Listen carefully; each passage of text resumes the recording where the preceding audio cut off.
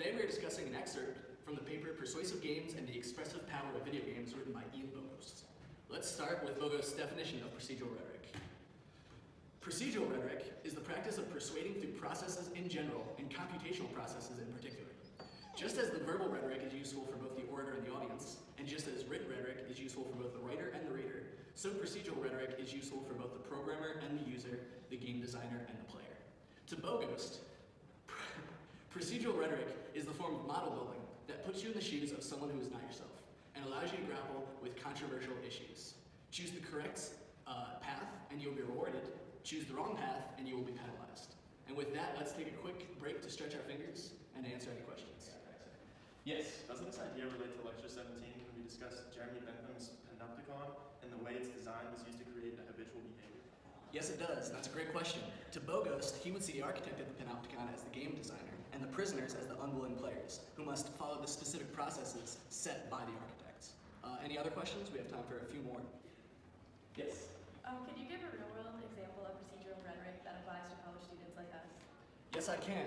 Tinder is a great example of model building by developers. In a way, Tinder is a model of the dating world, and the developers of the app know that, and they use it to remove certain interactions specific to dating.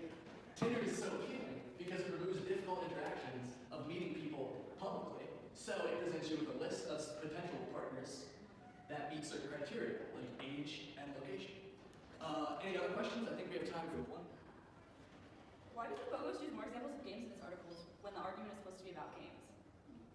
Bogost focuses on games as a primary example throughout his paper and book, but he perceives procedural rhetoric as something that can be applied to all aspects of life.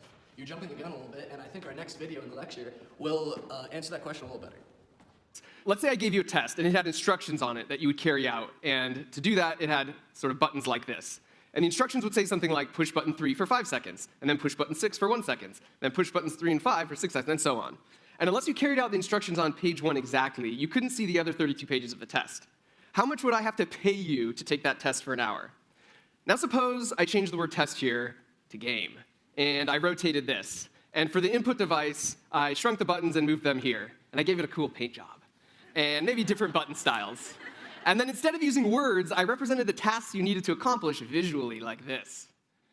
So, as you can see, Bogost believes that games are a form of persuasion because they make people perceive the world in a different way, as well as being able to influence people's ideologies regarding controversial topics. And with that, we'll end the lecture. The code for today's quiz is vote for us. Thank you, everybody.